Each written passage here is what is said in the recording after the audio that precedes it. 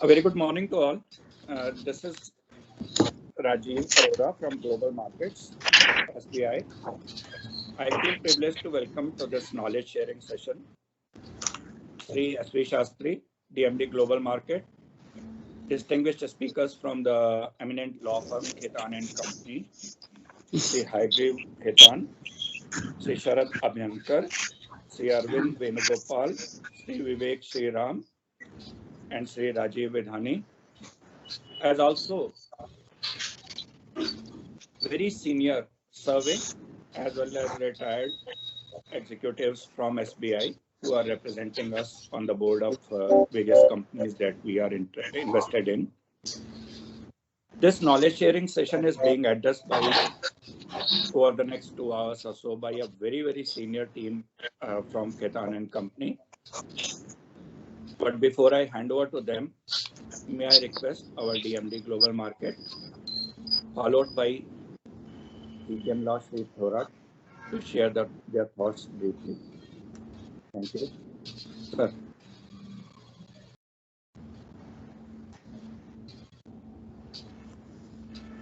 DMD Global Markets, sir. May I invite you? Thanks.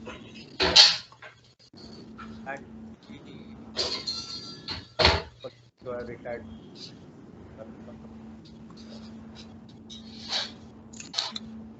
Rajiv just started or set the tone for this and the purpose.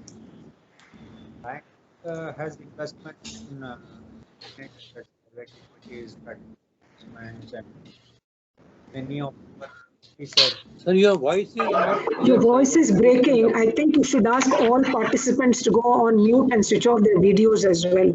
And Yes. then we will start. All of them should go off video and off audio also.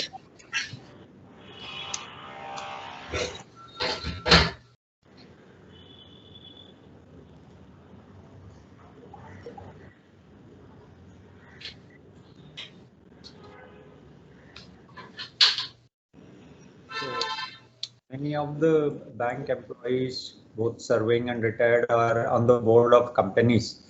Now there is a growing importance for corporate governance, and that puts additional responsibilities on all the stakeholders, including the board members. So the regulators have become more strict and vigilant with the objective of making the companies more transparent, promote orderly and ethical working. And therefore, as board members, we have to be much more careful. We have to be aware of what are our roles and responsibilities, what they expect from us. So considering that there is a need for all the board members to enrich themselves with their roles, duties and responsibilities, and more particularly in how to address conflict of interest situations. We thought that we would have a short knowledge sharing session about the duties, responsibilities, and what is expected of us as board members.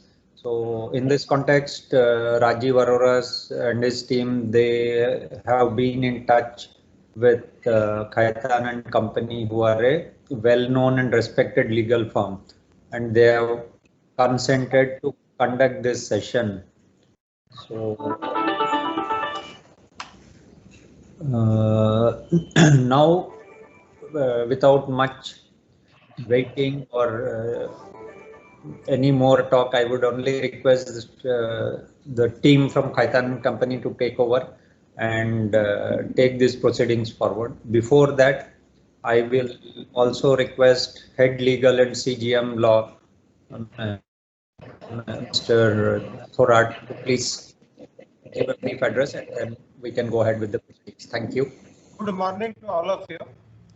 Respected Sri S.V. Shastri, DMD Global, all the retired executives who have joined, who has agreed to join this particular meeting, and all my colleagues. This session from Khetan and Company, I think, will be very useful, because nowadays the liabilities are fixed on all the directors, whether they are nominee directors or they are directors, executive directors. So with a view to understand what are the roles, responsibilities and liabilities of the nominee directors, I think this session is going to be very useful. So we have got a very senior team from Khaitan and Company, Mr. Khaitan, Mr. Abhyankar, Mr. Venugopal, Mr. Sriram and Mr. Raju Vidhani.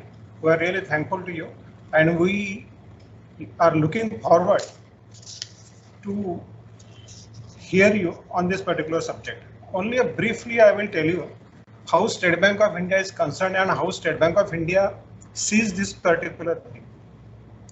As far as State Bank of India is concerned, our role comes first as a lender and second as an investor company. So when I'm a lender, I have got right to nominate the directors. Apart from that, when I'm investing in a company, directors are nominated by us.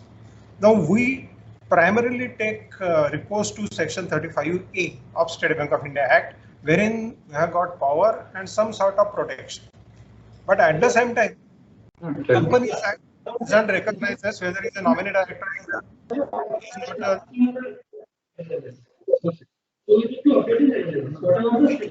Please request you to please mute your mic, whoever is not speaking, please. So under Companies Act, there is no concept of nominee director, but still, what are the responsibilities of a nominee director, when he will be liable, when he will not be liable? If we see the provisions of Companies Act makes many provisions in this regard. Primarily for appointment of directors, there is Section 149(7), then 161(3). And then as far as liability of the directors, there are certain provision. 463 talks of the liability, 149(12) talks of the liability. Apart from for nominee director, certain protection is given by certain circulars of the Government of India. How far these circulars will help him? We are really looking forward to listen to you and hear your views on those points. With this, I think you can start your session. Thank you very much.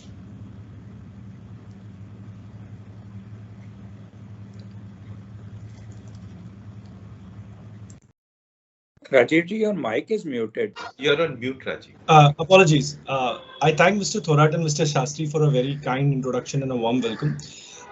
We are extremely delighted to have this opportunity to share our thoughts and views on this topic of unique importance. So we look forward to a very engaging exchange. And before I start the session, I would thank the SBI Global team, specifically Mr. Rajiv Arora and Mr. Pradeep Thakur for coordinating this. And now that we are starting the session, it is my privilege to introduce our managing partner, Mr. Haigree Khaitan, who has joined us today to share his experience along with our senior partner, Mr. Sharad Abhyankar.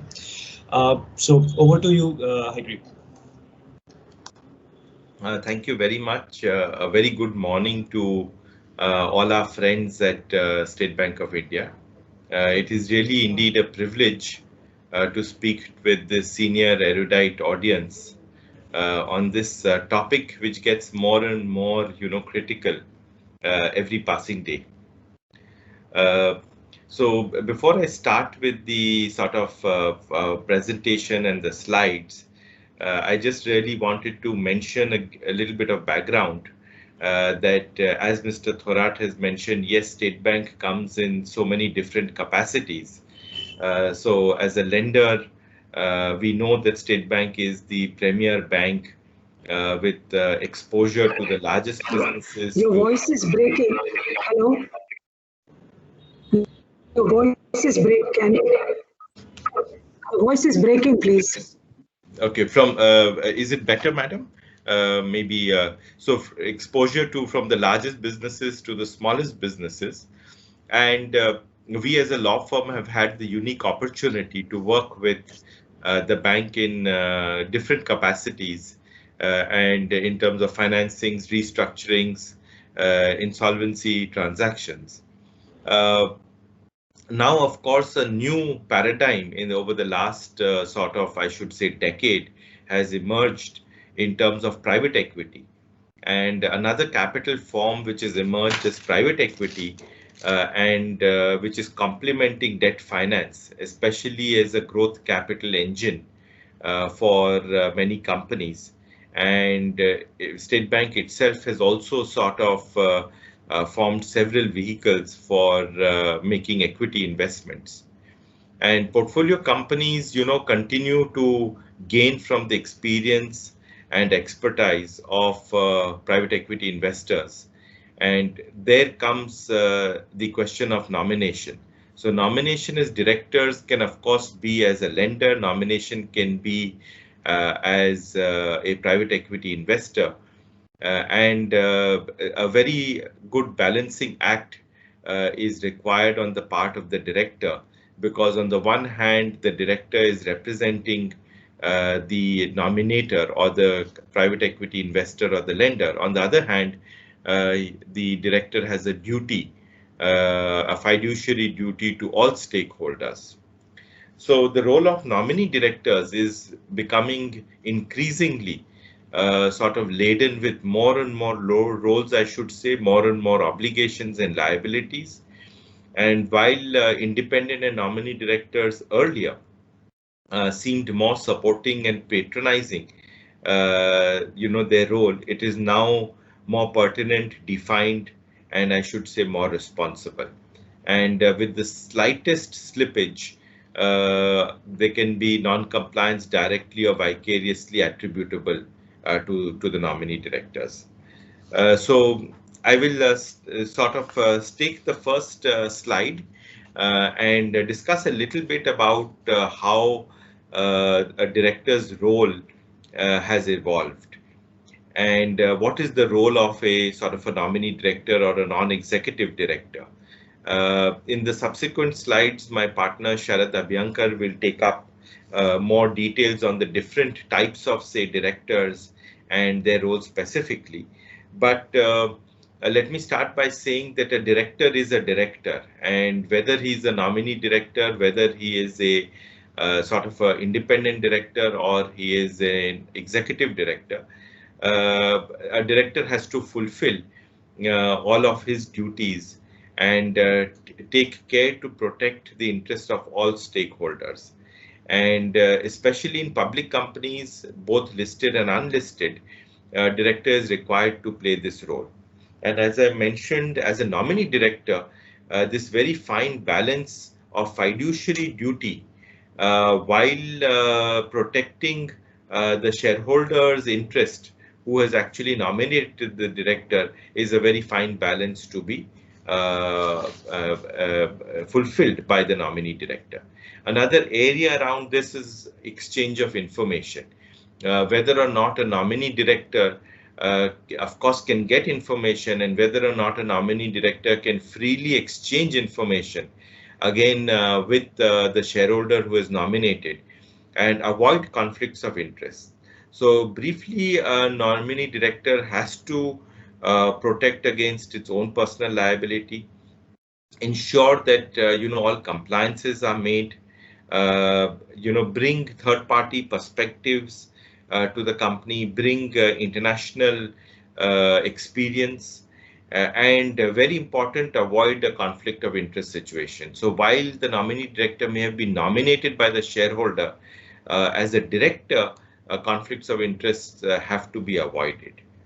In terms of global trends, what are we seeing in terms of global trends? I think more and more requirement to ensure compliance with new areas such as data privacy, cyber security.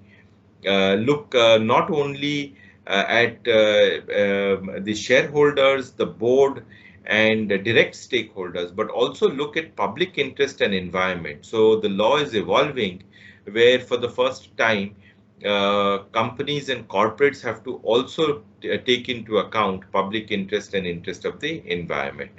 So we will continue with the presentation with Sharad, with outlining the duties and liabilities of the directors, and provide some perspectives, some case studies, and then finally I'll come in to summarize some of the do's and don'ts, and we can have a Q&A. So with that, Sharad, why don't you take over the next slides?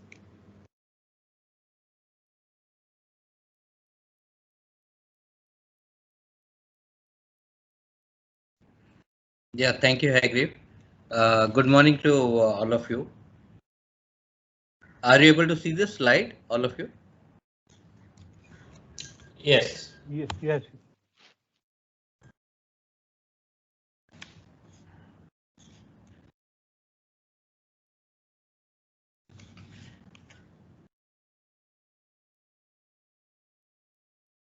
We can move to the next slide. Yeah, no, I think the slide is frozen. Just give me a second.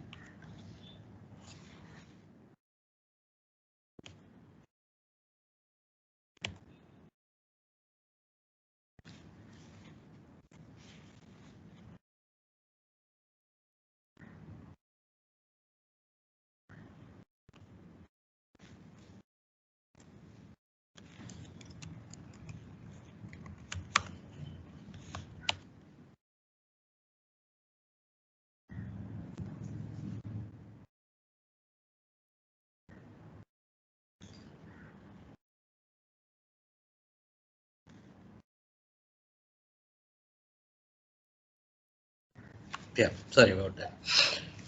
So before we deep dive into different types of directors and what are their roles, responsibilities, I want to anyway briefly discuss the position of the directors that has been not just evolving but now codified for the first time in the 2013 Companies Act.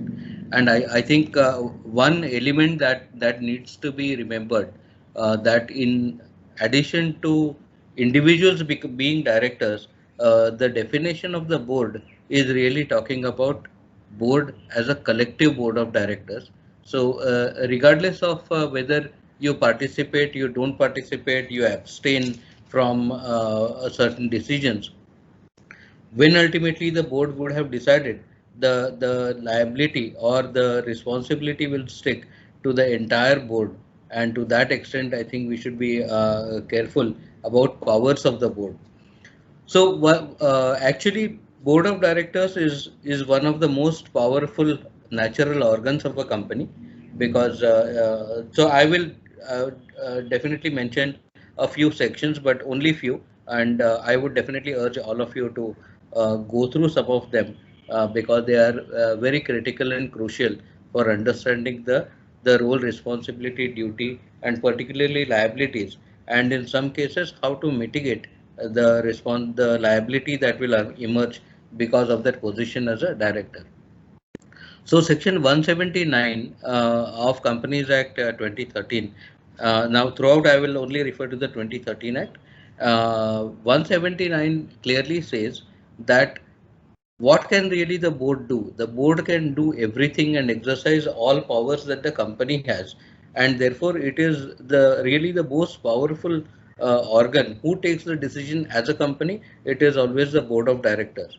There are only two restrictions mentioned in the statute, and those are if there are specific provisions in the Companies Act itself, that is one category. The other is any restrictions or any limitations which are imposed by the Articles of Association. So for all those who have been directors, of course, I'm sure you would have seen the charter documents. But if there is one document that all of us should really concentrate on before getting into that board seat, is the Memorandum and Articles of Association. The Memorandum of Association will deal with primarily the objects clause. So on a positive note, it will tell us what exactly the company can do. On the negative side, the company is not expected to do anything which is not explicitly permitted by the memorandum. The Articles of Association are more of rules of indoor management, but they can impose. Obviously, they define the operating practices, procedures, and there may be limitations or restrictions on the board's powers or how the board really functions. So, looking at the broad framework of what types of directors exist in a typical company, and we will talk about public companies rather than private companies. So there are primarily two types of directors: executive and non-executive. I think all of us are fairly familiar with that broad categorization. So, who primarily appoints the directors? The fundamental power of appointing directors is given to the shareholders of the company, And in exceptional cases, it is also given to the board of directors, but board of directors appoints only ad hoc or temporary positions like additional director, alternate director, or filling up a casual vacancy. Now, because of the procedural problems in the 56 Act, Companies Act 2013 also has now enabled the board to take on record appointment of nominee directors, and we will of course see what are the different parameters that apply to a nominee director, which are not exactly different, but they create a special category by themselves, because they any director who is a nominee is not to be treated as an independent director. So if I look at the Companies Act, it only says that if a person is a nominee of a particular constituency or a particular stakeholder in an organization, then such a person is not to be treated as an independent director that is required by the Companies Act. So who are the different stakeholders who are really entitled to appoint a nominee director? There are several, and I'm sure as Mr. Thorat was mentioning, Section 35A entitles SBI itself to nominate directors with until the pleasure of the bank. A person can be appointed through a contractual arrangement. Now, this contractual arrangement need not be necessarily in capacity as a lender. It could be as an investor, it could be as a JV partner, it could be in any role. So really, who can nominate directors as nominee and not in any other form? It could be a government. There are RBI nominated directors in financial sector. Then there are promoter nominated directors who are of course not considered independent, but the shareholders agreements do enable the promoters to nominate their own directors. There could be joint venture partners or strategic investors who may want to nominate again directors of their own. And lender, of course, lenders and PE investors, we are familiar with both of them, that they are also entitled to appoint nominee directors. So what is this nominee director all about? It is primarily non-executive director. And when we talk about non-executive director, what do we mean? Number one, there is no employer-employee relationship. So there is no executive function that a non-executive director is really discharging. So if there is no contractual obligation to really perform, or is there no KRA? The answer is no. Clearly there is a KRA, and when any director is appointed, partially the KRA arises from the statute itself. So what is the role of a typical NED? So one is strategy, because you are looking at among the stakeholders, the internal stakeholders. Board of directors is sitting really at the top of the pyramid, where strategic decisions need to be made, vision statements need to be articulated. So NEDs really constructively challenge the operating management and help develop proposals on strategy. That's one of the key roles that we expect from the non-executive directors. They are also expected to scrutinize performance. So performance evaluation of not just the board, but also senior executives is a role which again is expected from the NEDs who sit on the board. One very important function that the board is supposed to discharge is risk management. As you know, I mean, being in business means you have to take some risks. And are you really taking appropriate risk? Are you taking knowledgeable risk? Are you taking well-informed risk? Are you ensuring that all the factors which will mitigate that risk? So what kind of risk are we talking about? There is a commercial risk. There is a technological risk. There is a regulatory risk if you are in a regulated sector. There could be, of course, there is a competition and disruption in the market. That is a risk. Technically, even if you employ a new person in the organization, there is a risk that gets enhanced. So how is it that the board is going to deal with these type of aspects, and what is it that the NEDs can really deliver in a company? Is they have to satisfy themselves that the integrity of the financial information. So that is one segment which is very crucial to the entire performance as a company. That finally the financial statements, when they go out in public, their integrity of the financial statement, the financial controls, internal systems, all of that needs to be certified. So there again the NADs play a very crucial role. So it is again not enough that a company has systems. Company will surely have SOPs. There will be practices. There will be measurements. There will be monitoring. And at the end of the year, really, what does the board really certify? That we not only have robust systems for internal financial controls or managing the business and affairs of the company. Number two, they are effectively functioning and they are robust enough to detect and prevent frauds. Now, this is the kind of level of certification that is expected from the board, and really no director is able to single out himself or herself to say that, well, I am not the one who is certifying. This entire certification is on behalf of the board, and therefore the responsibility of NAD is completely equivalent to any other director, whether whole-time or non-whole-time. Whole-time directors, of course, they have a day-to-day function to be performed in the organization. So they have they are completely in charge of day-to-day affairs of the company. They are fully empowered, and only for the purpose of strategic decision making, or when they require guidance from the board, only at that point in time they will come back to the board with whatever their proposals are for the management of the company. But with all this, where are we going? What is really the changing role of directors? So the law today expects, and of course the global commerce today expects, that the traditional view of value creators for shareholders is completely changing, and what you are really today required to do is to perform a function to take care of all the stakeholders in an organization. So historically, we know, like Milton Friedman said, that your job is to only create wealth for the shareholders. Now that did not gel well with our traditional, even Indian economics. And Gandhian theory has always been that if you are in business, please acknowledge the gratitude to the society that like you hear this all the time now in the airlines, that we know you have options, and we are very thankful that you have chosen our airline.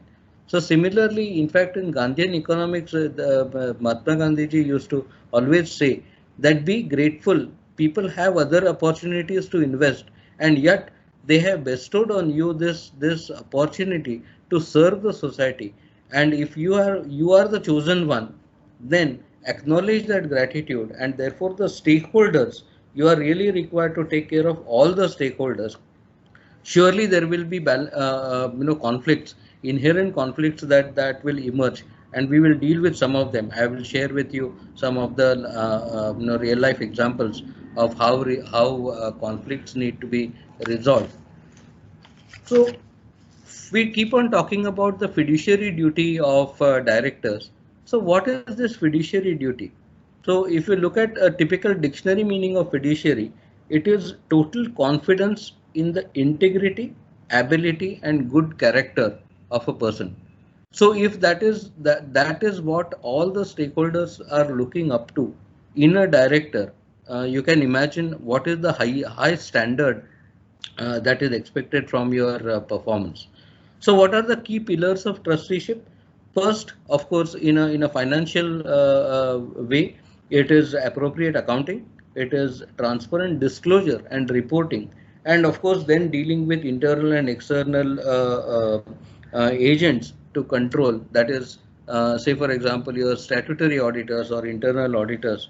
But with all that, you are supposed to preserve, protect, and nourish the value for all the stakeholders, and you are required to really create wealth for all segments or all types of stakeholders in an organization.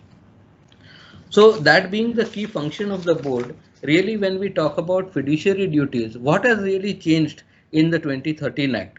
One thing that has changed is that from a generic jurisprudence, that from principles of corporate law as we understood traditionally, it has been codified.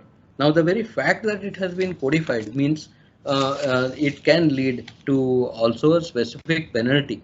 So the next section, I would really urge all of you to really concentrate and read it again and again, is section 166 of the Companies Act, which deals with the duties of directors. And this is for the first time we have codified the duties of directors. So it says, subject to the provisions of this act, a director of a company shall act in accordance with the articles of the company.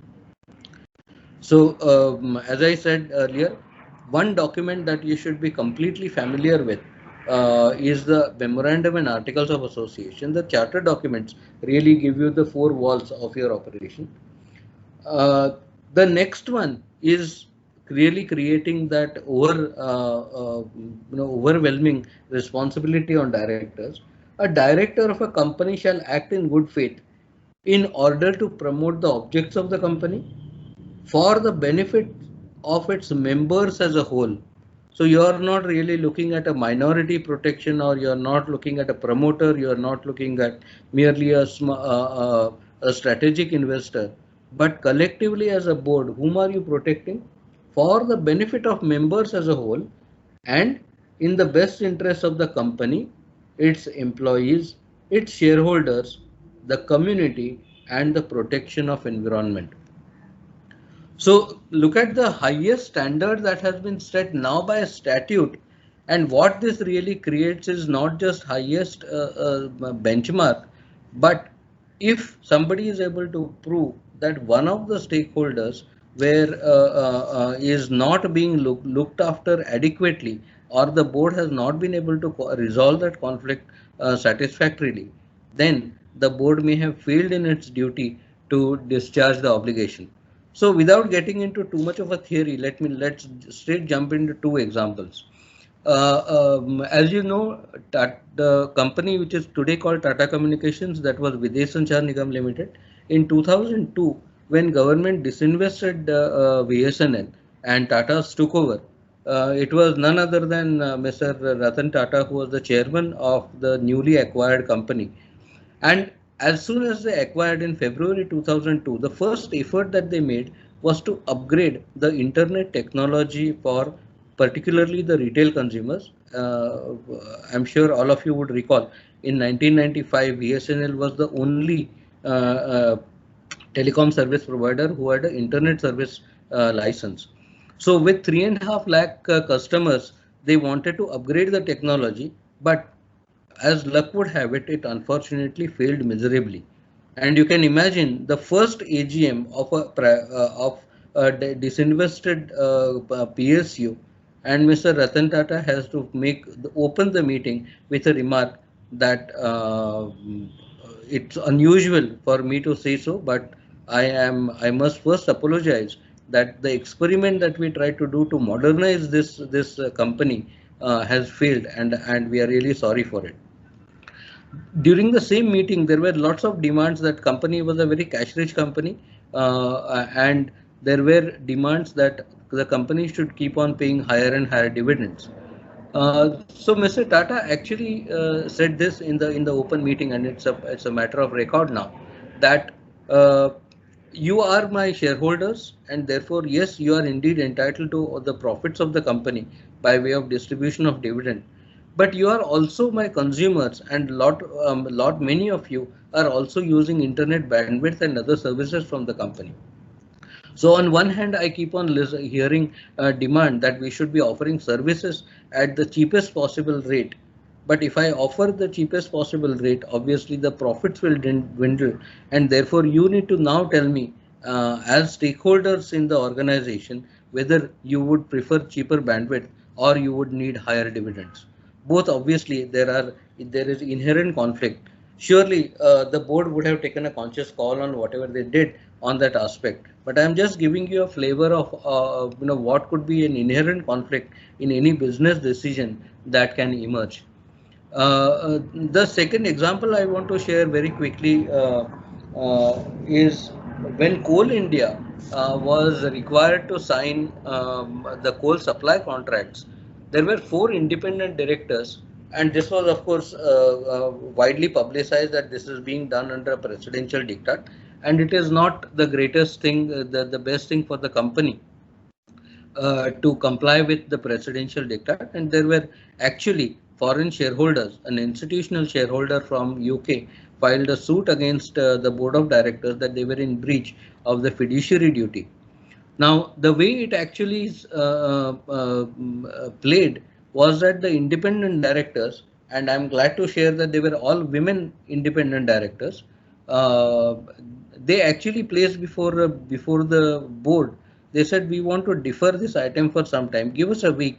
We want to really study what is the effect of these contracts on the company. They took their time, and with a proper research, they placed before the meeting a white paper which analyzed threadbare how the contracts were not in the best interest of the company, and they urged the other directors that they should vote against. As luck would have it, the majority approved the contracts. These were voted against by the independent directors, and since they knew that they were not in the best position, the independent directors thereafter resigned. The point I am making is that, yeah, if you are officiating that position, walking away from that position or abstaining is not the solution. You are given that position to ensure that if you have a viewpoint, then your independent judgment, your integrity, your skill, and your diligence, all that must be brought onto the table. So if there is any issue which is pertaining to a conflict, and you don't really believe that this is the item of business which should be taken to a resolution, then the first thing that you could easily do is to pick up the phone and speak to the chairman of the company, who may be a promoter, but to say that, can we not just drop this item? We have, I have a apprehension that this is not in the interest of the company. As luck would have it, the chairman doesn't believe that this is not in the interest of the company. You can speak to, of course, other independent directors and have that offline conversation to make sure that you are garnering some kind of a vote against the decision, or at least trying to resist that this decision, which may go against the interest of the company, you are trying to build that camaraderie among the directors. So if even then nothing happens, what do? You do attend the meeting, make a point that these are the reasons, this is the rationale because of which I do not think the company should be approving this resolution. The board should not be taking these steps. And in spite of that, of course, like Coal India, if the majority believes that it can be done, then the strongest position that you have within your control is to vote against. As we all know, the secretarial standards have become mandatory, and it is now very critical that if anybody is dissenting from a resolution, that dissenting vote has to be appropriately recorded. So what should you do as a director? Of course, you should attend the meetings, and you should insist on the well governance of the company as such. Again, a very small example. We had observed as directors on several companies that invariably either the agenda will come just 2 days in advance instead of 7 days, or there will be too many tabled agenda items. Now, how do you really prevent this from happening? The board actually passed the resolution, and it was independent directors who really took control of that situation. They said the law requires you to give a 7 days notice. What is it that could have prevented you from putting all these additional items in the notice itself? So unless there is a criticality that some event has happened which made you believe that it should be placed before the board meeting as an urgent matter, we will not accept table agenda. Believe me, it did not take us more than 2 quarters in most of the companies for the managements to really align themselves to this thinking, and only super urgent or super important matters, then came up for to be placed as additional agenda items. So improving transparency, improving accountability, making the management answerable to what actions or omissions they are taking. I think that is really the role of the board, and then protecting all the stakeholders. Now, surely, there is a historic belief that the shareholders who are owners of capital are the only beneficiaries of a company. Of course, the law doesn't believe it anymore, and that is where currently the next document, along with these duties of the directors, I would also urge all of you to read Schedule 4. Now, while Schedule 4 is supposed to be the code of conduct for independent directors, I think it would be a misconception to believe that it does not apply to other directors. If you go through the general framework of the Act, and particularly Schedule 4, it clearly articulates what are the guidelines of professional conduct. Now, as non-executive directors, as nominee directors, as directors on any company, clearly that hat is the heaviest than any other hat that you wear as a stakeholder representative. So for a professional conduct, now look at the way law has intertwined ethical principles. It says uphold ethical standards, integrity and probity. Devote sufficient time and attention to the professional obligations for to be informed and take a balanced decision making. You may be part of committees. Now, of course, the board does not necessarily take all the decisions. One of the most crucial committees that you could really participate is the audit committee. And the audit committee today has been given substantial powers and substantial not just authority but responsibility, right from approving related party transactions to ensuring that the financial statements, internal financial controls, any changes in the related party transactions, any intercompany transactions that may happen within the group. So all of that responsibility has been cast on the audit committee. If you are going to be a nominee director, I would urge you to be part of that audit committee, because that is one committee which, although it has the highest responsibility among all the committees, I think if you wanted the deepest of the information about the company, that is something which is very critical for you to absorb. Just concluding some of the items on the board behavioral dynamics. What is it that a director must do? We all know as bankers what is KYC. So for a director, this same KYC rule applies. Know your company. Get that induction done on all aspects of the business. Please look at the balance sheet carefully. Please look at the verticals of the business. Please look at how the risks are being mitigated by different measures. How has the company dealt with situations in the past? Are there situations which can be improved? So one area which has become equally crucial over last a few years is whistleblowers. So whistleblowers do tend to throw up examples of unethical behavior, unfair conduct within the organization, which may not necessarily get reported but for these whistleblowing complaints. So it's the responsibility of the audit committee to ensure that a proper framework is designed to come up with how to resolve the whistleblowing complaint. Of course, utmost confidentiality needs to be maintained, and that again, finally, it comes to the tone at the top that needs to be set by the board, that the organization will really follow your standard as a board. The organization has to follow that standard.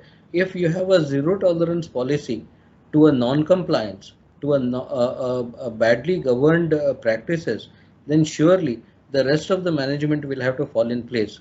And we will definitely share a couple of case studies where how the board has really dealt with some of the situations. So to summarize, what you must do as a director, of course, you must spend a lot of time on the meeting agenda. Those are the board papers that you need to really review carefully. If you need information, do ask for information. The management is duty bound to give you them, give you all the clarifications that you need. You have to attend meetings, you have to participate, you have to deliberate. Because remember it, why is the board definition called the collective board of directors? It is that deliberation, it is that evolution of consensus, and it is that finality of a collective decision making which is crucial in any board practice. So do attend board meetings, do participate, even if you are not able to physically do it. Currently, nothing stops you from attending by audio visual means. So please do that.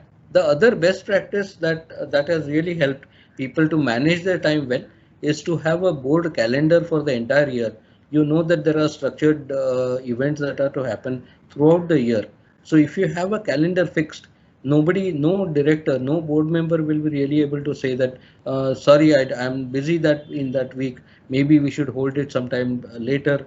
So all that surprise element in fixing the calendar of anybody is substantially reduced. So then we can come to Arvind. You want to talk about 35A and some of the powers that SBI itself has? Sure. Thank you. So, moving on, like Mr. Venkar touched upon, State Bank of India has a special power to nominate directors. Arvindji, there's an Yes. echo coming. Probably two devices are on in your room, or can you kindly check? Arvind, if you keep your mobile away, sometimes it rectifies. Okay. Is that better now? Yeah. It's perfect. Yeah. Yes. Great. Thank you. So, like Mr. Thorat and Mr. Venkar touched upon earlier, State Bank of India has a special power to nominate directors, and that really emanates from Section 35A of the State Bank of India Act itself, which essentially provides that if there is a contract or an arrangement with State Bank of India to nominate directors, then that arrangement will prevail, notwithstanding anything to the contrary contained in any other law, including Companies Act, etc. So what that basically means is that if there are age limitations or qualification share requirements or number of directorship restrictions, those don't really apply to any person that is nominated by the State Bank of India. So it's a blank check, so to say, given to persons who are nominated by the State Bank of India. Now, the key element here is that this is available only to the State Bank of India and not to entities which are part of the State Bank of India group, because State Bank is defined to mean State Bank of India under the Act. Other vehicles of State Bank may not satisfy that definition, and to that extent, these protections or these special powers relating to appointment of nominee directors would not apply.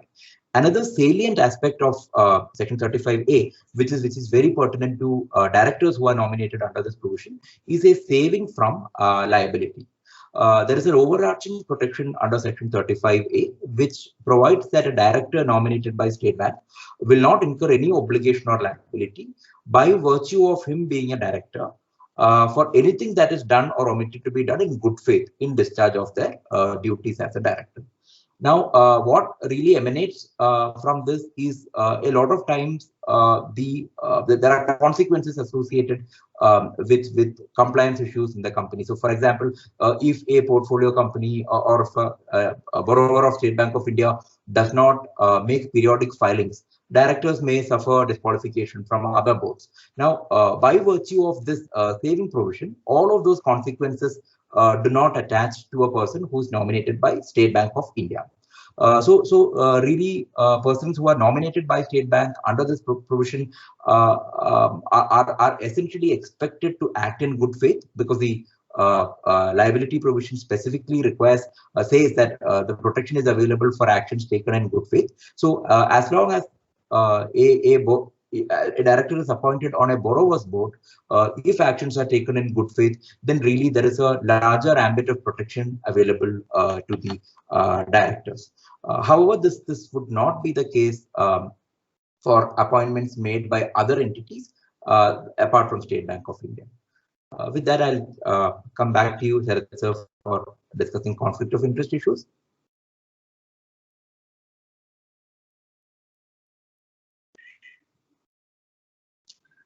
Sure. Sharat, you're on mute.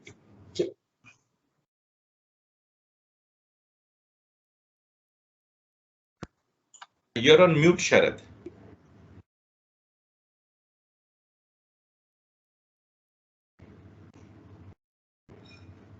If you can come back to the earlier slide also, dealing with the conflict of issue before the risks. And you are still on mute.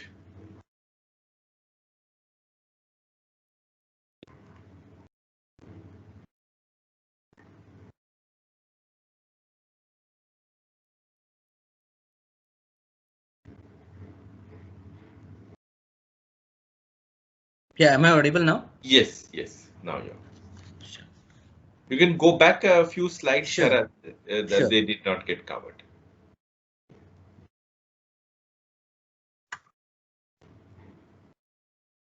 One more, I think.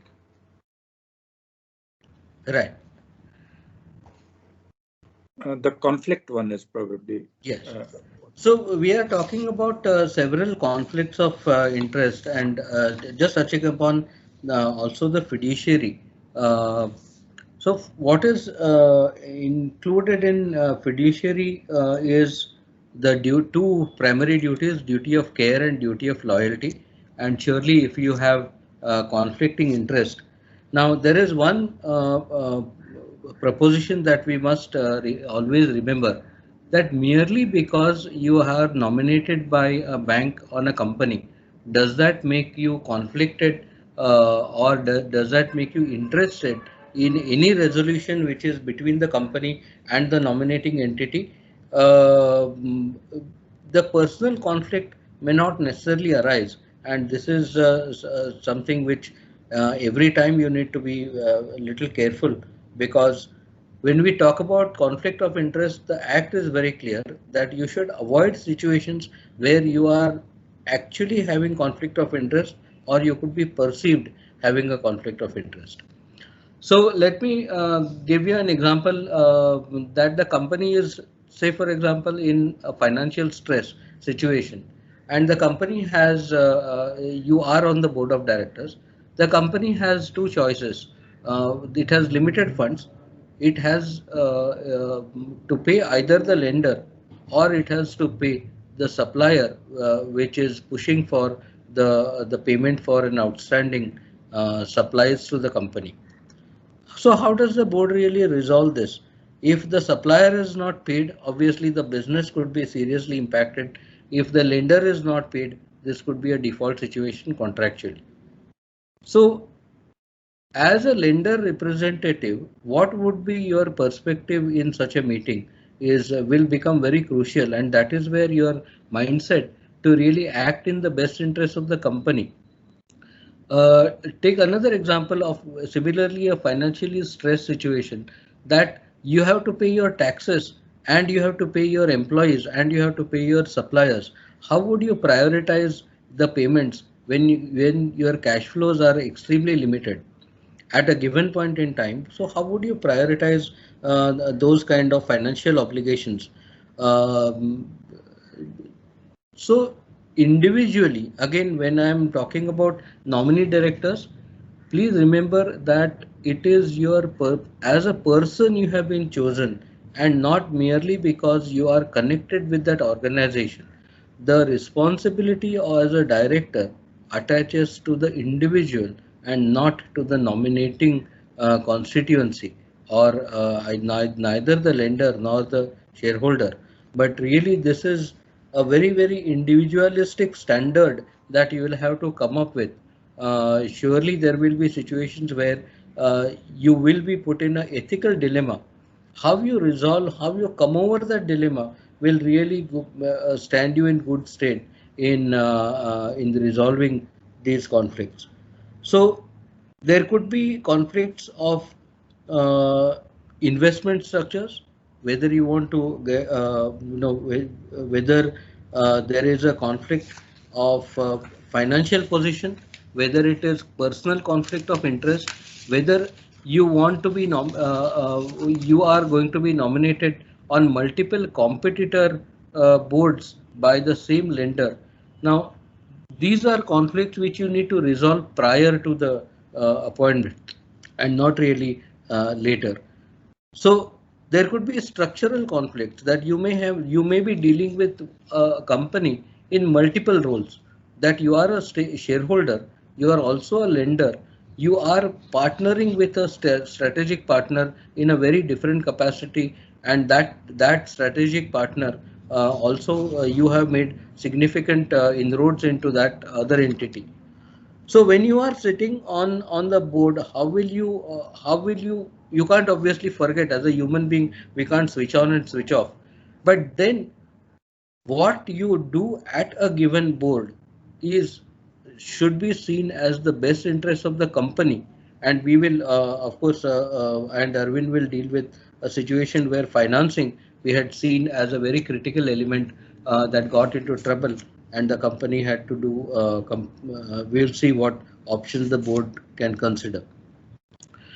Let me share with you what the directors can also do apart from the conflict of interest, and in terms of motivating promoters or motivating the rest of the board to do something very, very positive. I can share with you, this is a story narrated by one of my very senior director friends.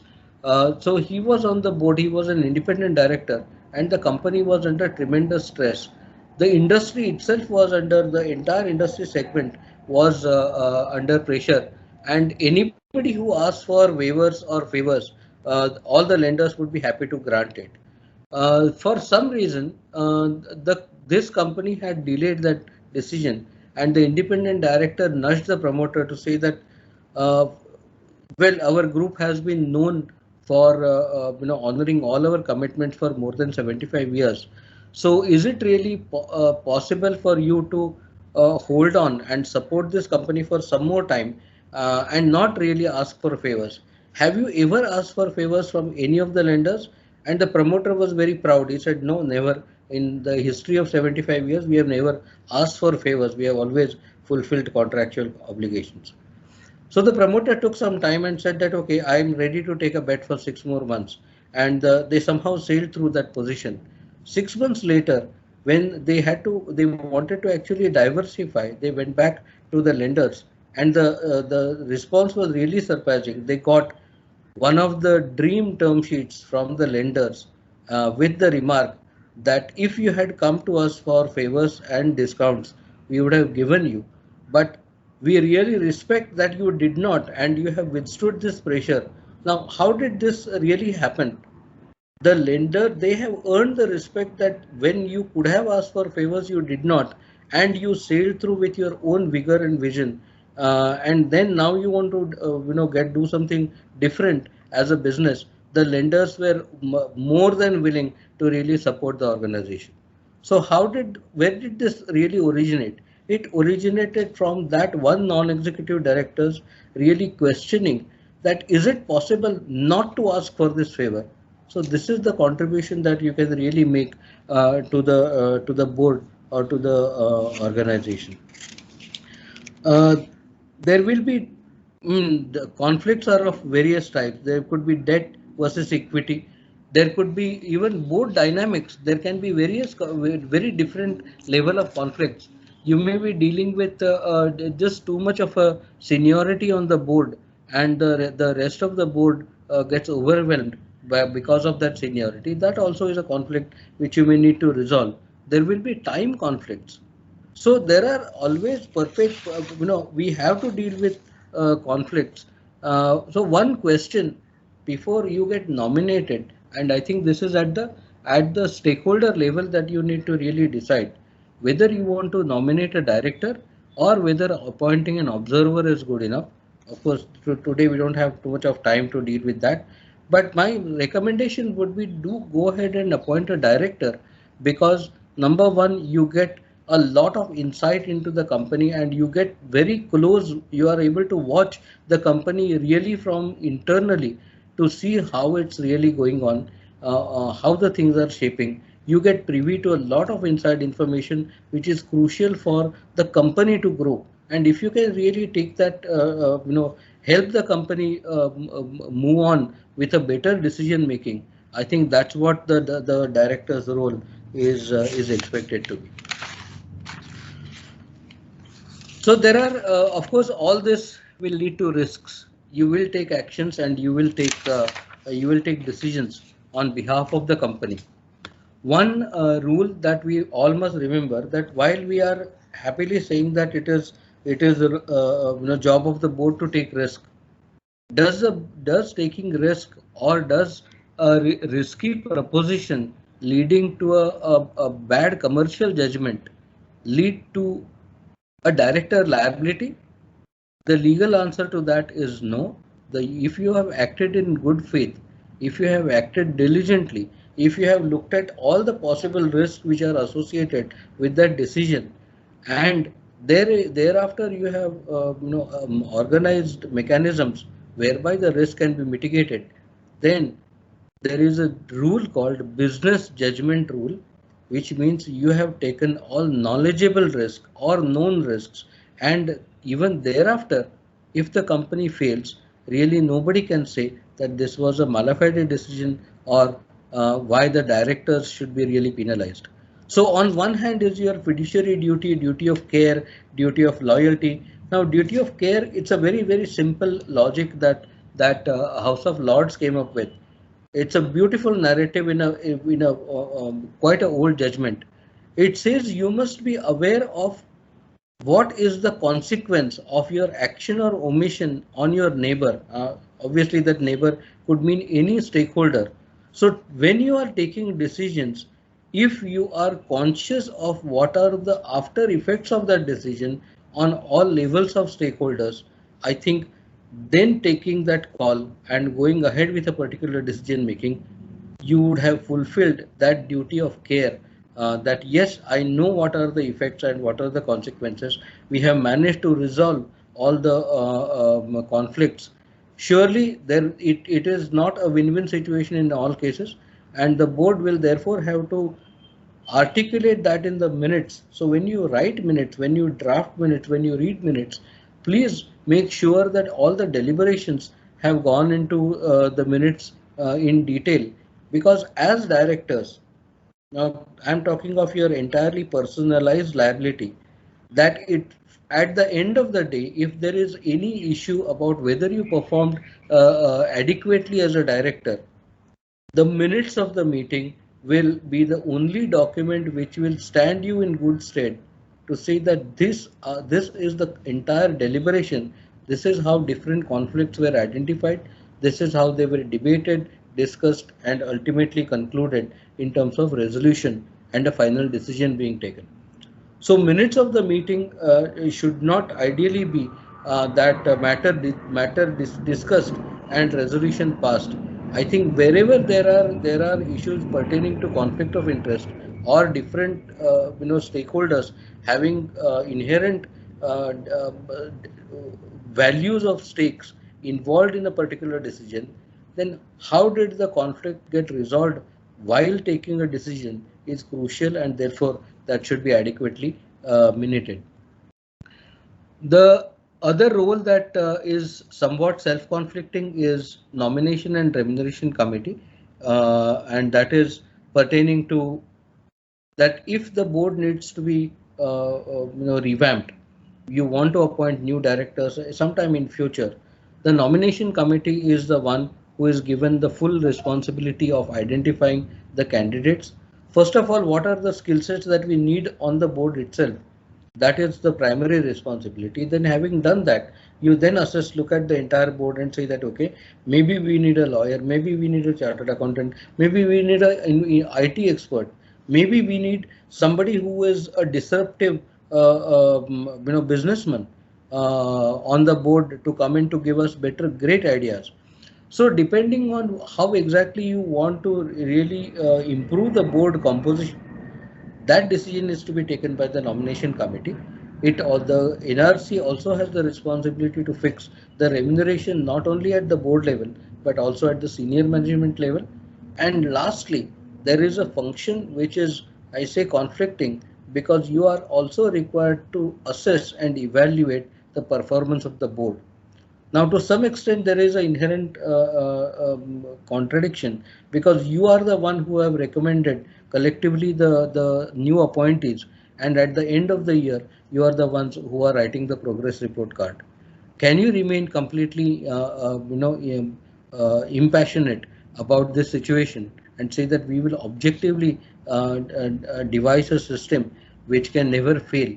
And if a director has a developmental area, we will be forthright in explaining that to the directors. So that is so NEDs who are predominantly staffing most of these committees, I think that is the role and responsibility you need to perform. At the end of the day, while managing directors and whole-time directors are there as first in the line of fire, please do remember that the entire board ultimately could be staring at an officer in default situation. So the law has not really allowed you the amnesty or immunity from non-compliance. But at a board, I would say, are you responsible for day-to-day compliance? The answer to that is no. What you are expected as a board member is to make sure that there are adequate systems, right from identification of what is the legal framework or what are the different compliances expected, and then to put that framework in place so that when you are reported that there is an appropriate compliance completed, you can rely on that certification to make your final authentication of your financial statement that you are compliant of applicable laws.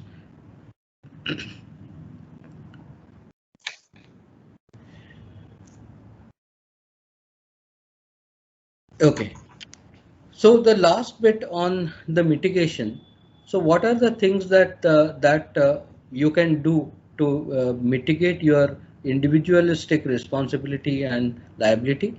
You have to be, of course, diligent. You have to read every paper carefully, and you have to raise objections wherever you are not comfortable.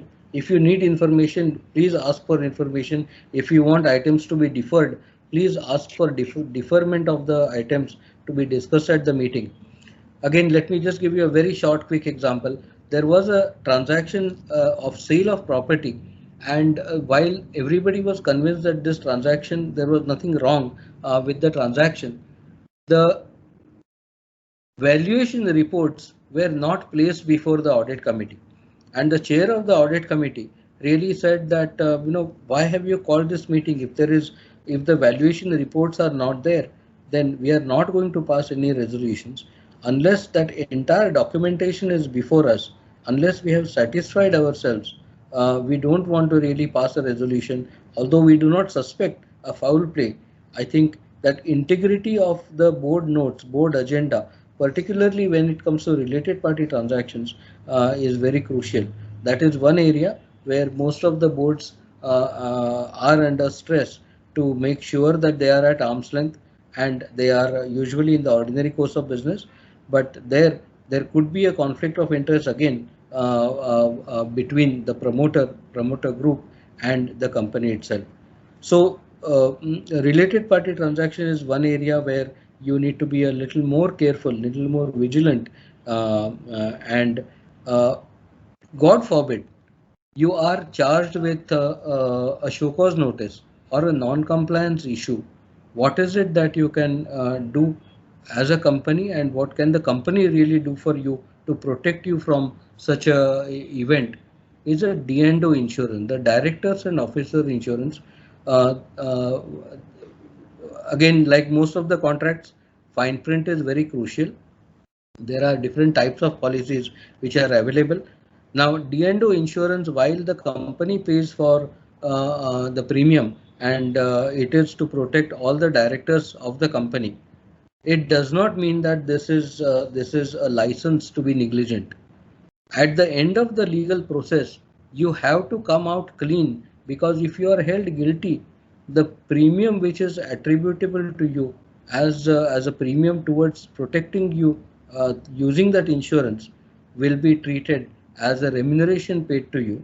That's what the company law says clearly about the independent directors. So in D&O insurance is a financial protection, but D&O insurance does not mean that this is a permission to not fulfill all the expectations as a director. It can, of course, protect you from any financial outcomes of an unwarranted litigation or a undue claim that may have been made. So it will help the company to defend you using that insurance, but you have to, of course, make sure that you have fulfilled with all the legal and regulatory expectations as a director. So I agree, we want to take the do's and don'ts now or maybe after the case studies, whichever way. We can do it whichever way. I mean, maybe we can just finish the do's and don'ts quickly before we get to the case study and a discussion, and then we can have Q&A. So I think I won't really repeat every point, but this summary of do's and don'ts really come from the previous slides really presented from Sharad. And this is really a great summary to show that what one should do and one should not do. But there is, for example, a positive duty, and these all directors have to fulfill that positive duty of attending board meetings, voting, exercising, of course, reasonable care, judgment, avoiding conflicts, and especially in cases where one is having any other capacity of employment and is also a nominee director, while there may not be any personal conflict. But what I gathered really from Sharad's presentation is raising objections to decisions which are not in the company's interests and making sure that the minutes duly reflect that is a very, very important aspect, because later, if there is any allegation of a breach or violation, one will have to go back to the minutes, and it is only what is recorded in the minutes which will be available as defense. In terms of don'ts, I would again say that, look, when there is a conflict, don't participate. And opposite of the positive, again, don't provide consent or engage in anything which is against the interest of the company. Those times where directors were required to go with the promoter or with the management, those times are gone. There should be absolutely no embarrassment whatsoever in raising issues and recording those issues. And even staying quiet is not good enough. So what I think is the clear message is that staying quiet is not enough. One has to record all of the objections. And of course, one has to also be very clear of any financial dealings, any undue gain or any advantage which one may take from the company, and one has to stay clear, completely clear of those conflicts of interest as well. So I would really say that, look, the law has evolved a lot. A lot of it has been codified, a lot of it is now coming through case law and best practices, but we have come a long, long way from where we were in terms of directors' duties and responsibilities in the country and where we are today. I think we have a much better, more robust governance mechanism in the country, and our regulators are also very aligned in terms of whether it is SEBI or MCA, in terms of doing this balance that, look, it is not that we can't find anybody to be a director on the company and make the obligation so onerous. On the other hand, really make directors truly responsible and not just be there as flower pots, as was in the case maybe several decades ago. So with that, maybe we can go to the next few slides in terms of some case studies and Q&A. Sure. Arvind, you want to start? Sure. Thank you. Thank you. So So we've taken a few practical examples that one might encounter in our capacities as directors on various boards, and try to sort of talk through those issues so that there is some idea about how to practically really approach these situations that may come about. So in this example, say you're a nominee of a fund on the board of directors of a company, and financial impropriety is suspected. There is nothing on record to really prove it, but some transactions do look suspicious, or the rationale for doing some of these transactions is not entirely clear. The management has not given clear answers to why these transactions are necessary or why they are being undertaken. Separately, there are reports that promoters are siphoning of funds from the company, and that some of these related party transactions are not on arm's length, and that this is indirectly a way to deprive the company, the target invested company, of value, and the promoters are sort of using these transactions as a way to do that. Despite repeated requests, financial data is not presented. So where do we really go from here? And what is it that we do?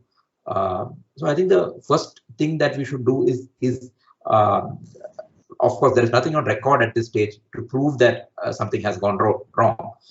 So the first step would probably be to be proactive about it and convene a board meeting and seek clarifications about these transactions for which there is no clear rationale.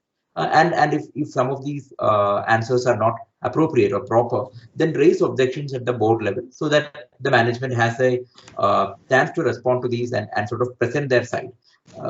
Equally important at this time is to ensure that all of these happen on the record and are minuted appropriately, so that if tomorrow some issues do come up, those can be, so minutes are available as a point of reference for what was discussed. In this day and age of electronic meetings, it's all the more easier to sort of, and most companies do as a matter of fact, record these proceedings. So ensure that all of this is vocalized in formal on the record communications to ensure that issues are addressed. And of course, these may, depending on facts and circumstances, be very, very technical issues, and on the face of it, some of these explanations may even sound plausible.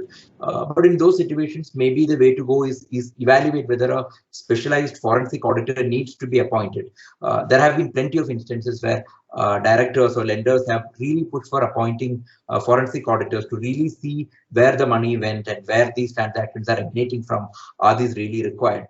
And really investigate those transactions.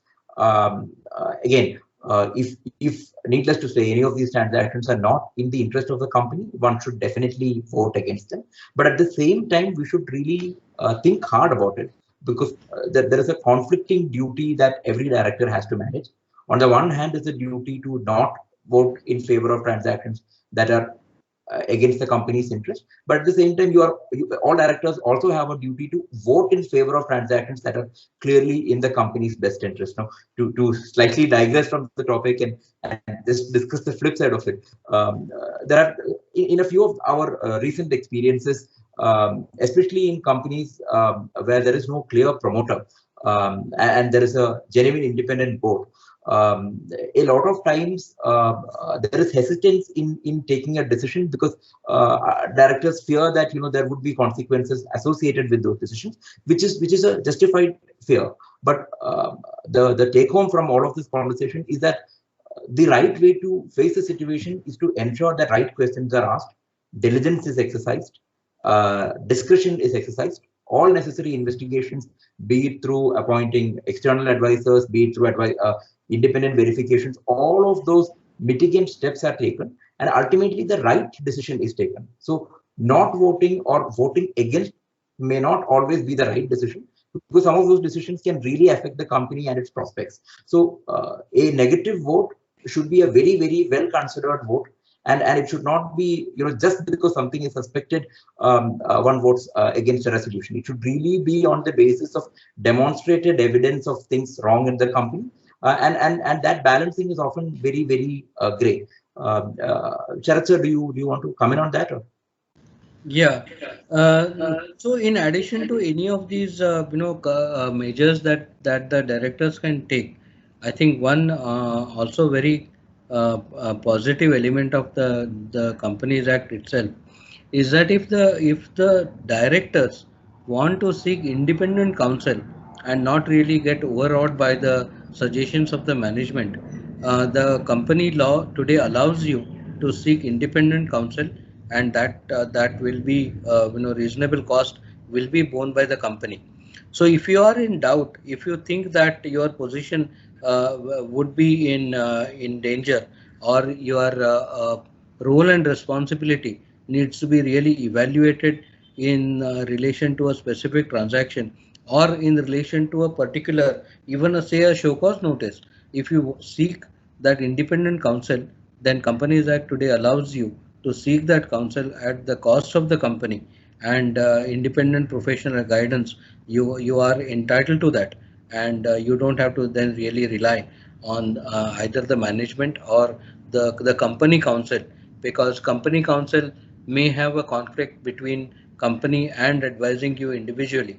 So if you think that you need advice, surely you can get that advice, and you can request the company to really foot the bill.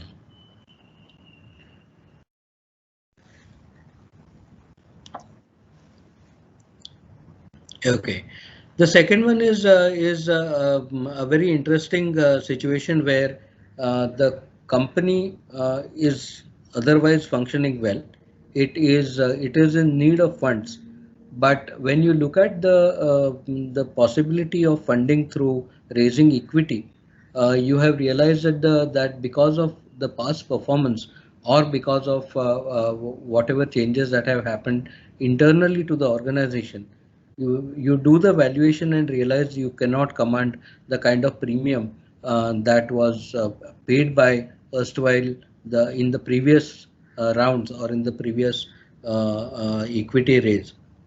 So the company, if the company has no choice but to raise a down round, which is to say that the new issue will be at a price significantly lower than the prior capital investment, and assume that you are the nominee of that prior investor shareholder, then how would you deal with that situation? On one hand, you are visualizing that the investment in the company that your nominator has made has already sort of eroded. The company is desperately in need of funds, and there is no choice but to make a new issue, because the company will need capital, and it's unlikely that it will come as by way of borrowing.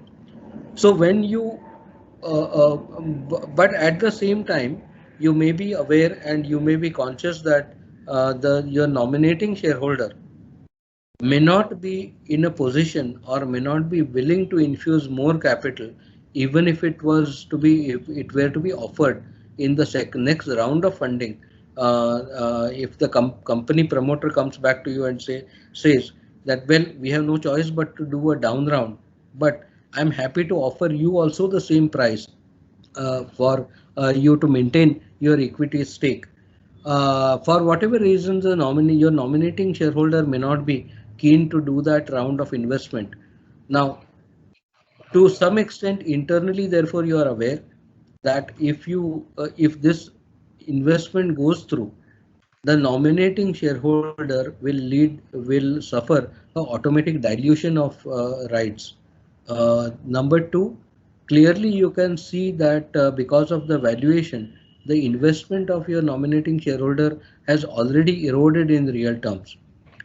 Are you then really in a position to wear the hat of a company director and say that unless we have additional funds, it will be only a doomsday for all the investors, including the promoter and your nominating shareholder, and therefore what could be the options? So one of the possibilities could be looking for a borrowing, and assume that it's going to be at a very high cost or very stiff conditions imposed by the lenders. Then the board will have to be really aware that it can put the entire financial system under more stress than what you are undergoing currently. So the cost of borrowing, the terms of borrowing, the availability of collateral security, the promoter support, all of that will have to be debated when you are considering alternatives. When you come to the conclusion that even after debating all that, there is no possibility but you'll have to do only a equity financing, then on one hand it could be disadvantageous to the shareholder, the existing shareholders, or they could get diluted, but there is no choice but to move ahead with the funding, because if the company does not get new equity or new capital, then it will only lead to an insolvency situation. So how will you as a director then decide that what will be higher on your mind, that is it the depleting value of my nominating shareholder, or is it in the interest of the company, whereby actually your action of supporting that equity round may actually preserve whatever is the value in the nominating shareholders stake that is left, even in spite of auto dilution, at least the intrinsic value can be preserved substantially. So those are the kind of options, alternatives the directors will have to really consider, and all this homework really has to happen before you enter the meeting. So if you need guidance from the nominating shareholder, of course you are free to discuss and debate that, but please do remember that you are also under, say, substantial confidentiality obligations. So the exchange of thoughts between the nominating shareholder and yourself as a director, while they are limited, ultimately what you do as a director at that board meeting table is going to really decide the future of the target companies. So with that, I think we can close our deliberation. We are all happy to take any questions if you have. I would presume this is Venkatesh Bharadwaj, State Bank of India. I'm from CCG. Am I audible? Yes, sir. Yes, Arvind, maybe you can take the slides off. Yes, I will. Sure. Yeah. So the question in the last scenario, where the company is desperately looking for funds, otherwise they may sink. So you are looking at various options on the table, including probably diluting the investor value and all that. Now, if like I'm from State Bank of India, and in a hypothetical situation where State Bank of India is a lender and is examining, let's say, providing additional funds or supporting or restructuring or whatever. So, so would I like there could be naturally some questions because I'm the nominee director, and whether there any reference to me saying that would you be supporting the restructuring, etc. So should I stay clear of all those discussions, etc. in the bank? So what would be my response towards the bank? Because I'm nominee director of SBI, and SBI is asking this question.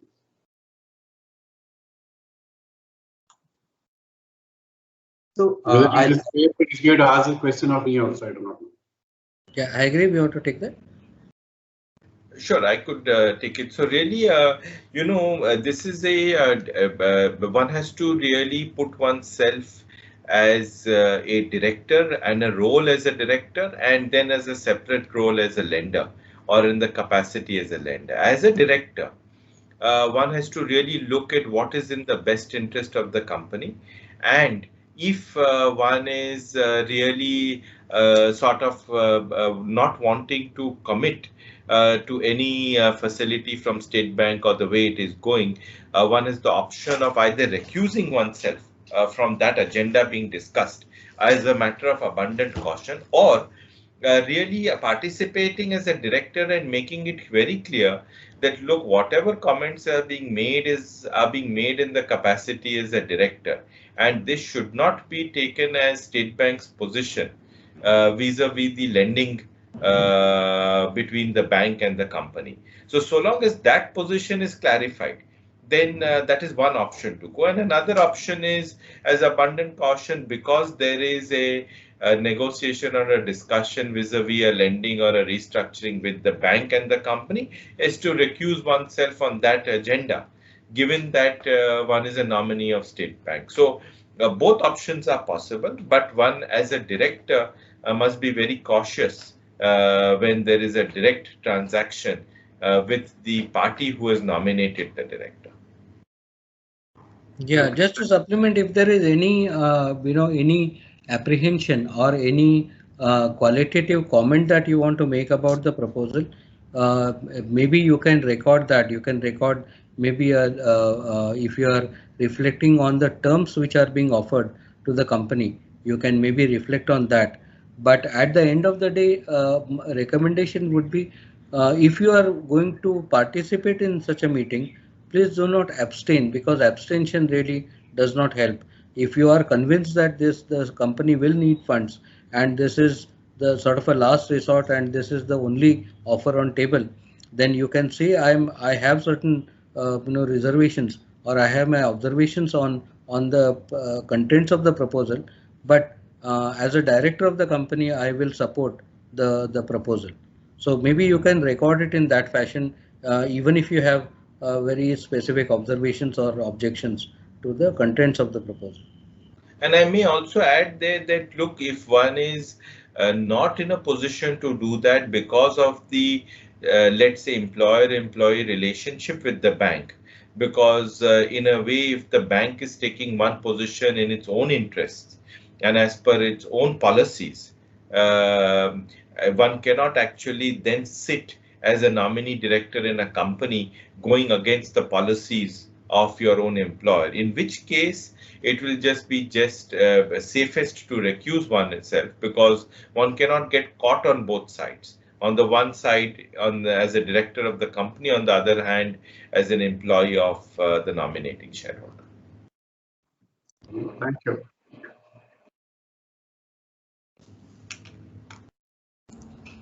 Taking it forward, I just want to ask one thing. In case somebody as a nominee of a bank is participating in the meeting, and whatever information is given to them during the meeting deliberation, can it be construed that this information is being provided to you to be given to your employer, or that will be separately to be given by the company? And whatever information you are getting as a part of the board meeting will not be construed that this is already given to you as to give it to your employer. Actually, very interesting question you have raised. And let's assume that this is a publicly listed company and disclosure of information, guidelines in relation to LODR provisions and provisions of the securities law apply, in which case there is one relationship between lender and the company. Lender and the company, there is a relationship by which the company can disclose information to the lender, because the lender has a business relationship, a commercial relationship, and there is a lender rights by which they can get the information, subject of course to confidentiality. That is the information which directly flows from the company to the lender and not necessarily through the director. There is another relationship where the lender itself has nominated the director, and the director is getting information in the capacity as a director, not in the capacity as representing the lender and getting information pursuant to the lending documents. That information which the director is getting is not automatically passed on to the lender. That information is only with the director, and if that information has to go to the lender, that has to go under the direct relationship between company and lender, which can be passed on no problem, because there is a lending relationship and the lender has a right to get that information. If assuming some information the lender does not have a right to get, but as a director you have that information in the capacity as director, that cannot be automatically passed on to the lender. Because many times we are supposed as a part of the nominee director, so put up to our employer whatever the deliberation in the meeting. It is other than the meeting minutes which they normally come from the company to the lender separately. So are we supposed to declare whatever has been the total deliberation in the meeting to within our organization, whatever we say, okay, whatever the deliberation, or in case it is something conflicting, we should abstain from reporting on that? Yes, you should be careful that whatever is coming is covered under the lending document. And that is also a learning in terms of, look, how lending documents can be drafted and the right to information, where if it is drafted in a manner where the lender has the right to get all relevant deliberations at the board meeting access, then that can come directly from the company. But automatically what comes to you in the capacity as a director cannot automatically be passed on to the lender. Right. And I agree, as you rightly said, if it is a listed company, then there will be significant restriction, because this may be an unpublished price sensitive type of information, where unless there is a legitimate purpose of disclosure, the director or even the company may not be able to share that. So in a listed space, it could be very different as to what is the length of transparency that can be achieved with a lender. Absolutely. Just as a supplementary question, as a nominee director, what kind of information sharing is mandatory with our promoter, our own bank?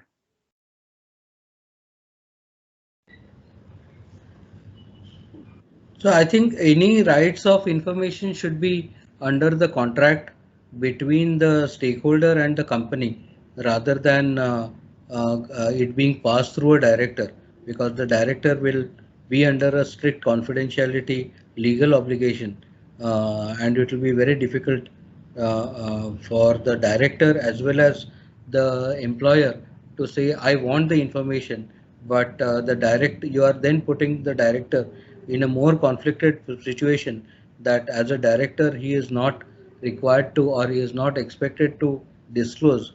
But so whatever right as a lender or any stakeholder you need, I think the best place to put that would be in the contract directly with the company, and not try to seek it through a director.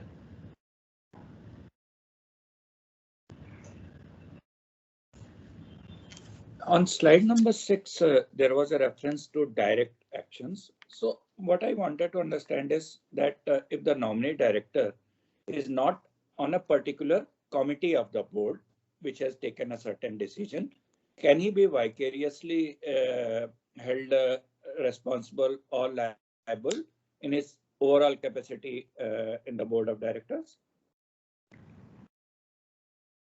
So ultimately, largely it will depend on whether the committee is fully empowered to take a decision, and that decision, once taken, in any case is binding on the board. It will be seen as a decision by the board.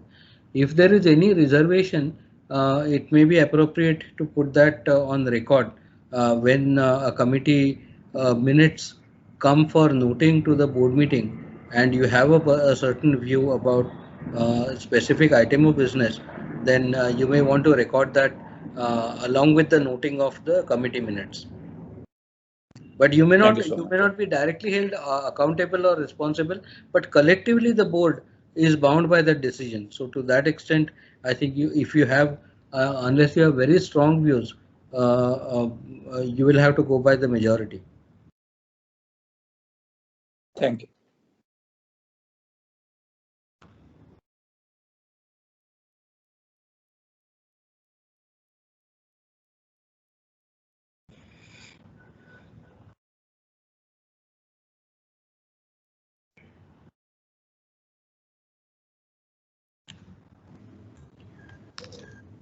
Any other questions? Can you also please elaborate on particular committees, like you mentioned about audit committee being very important? Similarly, I think risk committee might be equally important. So what kind of role and responsibility for the risk committee? So by statute, risk committees are not mandatory except for the listed companies or very large companies. But if the company has a risk management committee, you need to really do 360 degrees review of what are the types of risks are associated with conduct of business. Now, these risks, as I said, it could be very different areas of risk, right from the geographical risk to a political risk to commercial competition risk to technological obsolescence risk to that you are losing. There is a very high attrition rate in a particular segment of the business.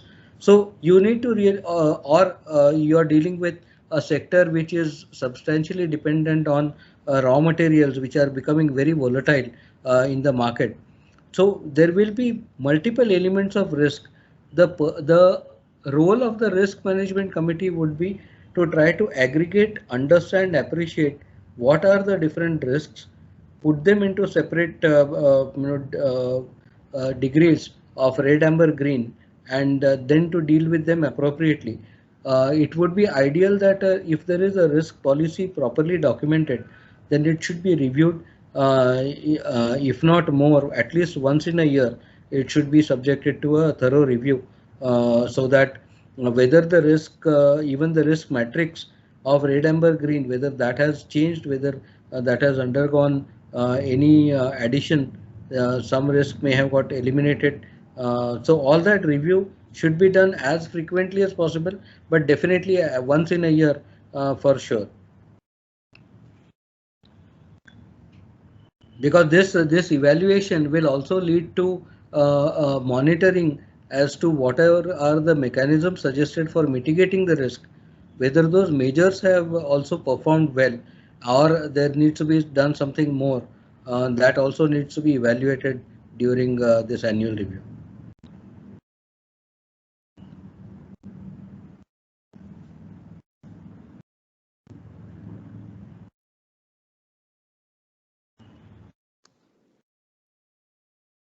Are there any other questions? So if not, may I invite Neeraj from our team to formally thank the panelists and the speakers. Neeraj? Yes, sir. So, good afternoon all. I'm Neeraj Panda. So we have come to the end of this knowledge sharing session. It's a very interesting one. This session was very enriching, and it covered the whole gamut concerning nominee director's role and responsibility, and carrying out a fine balancing act, as we discussed, between directors' duties towards the company and the nominating institution. So the consequences and liability associated with the non-compliance, and also how to address the conflict of the situations. And the case studies also are very interesting. So we are very much thankful to the Khaitan and company and the speakers, Mr. Khaitan, Mr. Abhankar, Mr. Venugopal, Mr. Sriram, and Mr. Vidani. They are very well-known professionals in the legal field, having wide and diverse experience. And in today's session, they have brought in their years of experience and made the subject so clear and interesting for the participants. So I'm sure the participants got benefited out of this, and it will definitely go a long way to for handling their duties and responsibility more effectively and efficiently. And thanks again to the Khaitan and company team. Our special thanks to Rajiv Bidani from Khaitan and company, who actually has coordinated with us for scheduling this program, and it got completed so smoothly. And thanks, Rajiv. We also it is a pleasure to, and this is an opportunity which we really cherish. Thank you, thank you. So we also thank the participants who are very senior serving and also retired officials of the bank, who are presently nominated as directors in various companies, and also participants from our various internal department of the bank. And there are so many people attending this for taking time out of their busy schedule and attending this program on a short notice. We thank our DMD Global Market, Mr. S.B. Shastri, and CGM Law, Mr. Thorat, A.K. Thorat, for giving their time to this program and speaking on this subject at the beginning. Thank you all, and have a wonderful day. Yeah, we must thank SBI team as well, because they have done this. I think this is the first program anyone has arranged in the last couple of years or maybe more. So it has been very, very useful. Thank you very much to Khaitan and Company and SBI team. Thank you. Thank you very much. It's been a real pleasure and honor for us. I can say on behalf of the Khaitan team for us to do it. And we truly value and cherish our relationship with SBI. And on this subject, I can just end by narrating my own personal experience. When I joined my first board, the expectation was to attend the board meeting, have tea and samosa, have a chit chat for half an hour, and that was the end of the meeting. And there was absolutely no piece of paper also placed on the desk when you went for the board meeting. That was my first experience joining a board maybe 25 years ago. And today when I sit on, let's say, 10 boards, every board meeting is virtually 2 days with detailed agenda, and I have to prepare for a board meeting. I have never prepared in my life for a board meeting to read papers, mark out sections, make sure the minutes. It has become a very time-consuming, of course, a very enriching experience, but also a very time-consuming job, I should say. So that's how I think we have moved. So I thought I'll share this personal experience. Thank you very much. Thank you all. Thank you. Thank you. Thank you. Thank you. Now we can end the. Thanks. Have a good.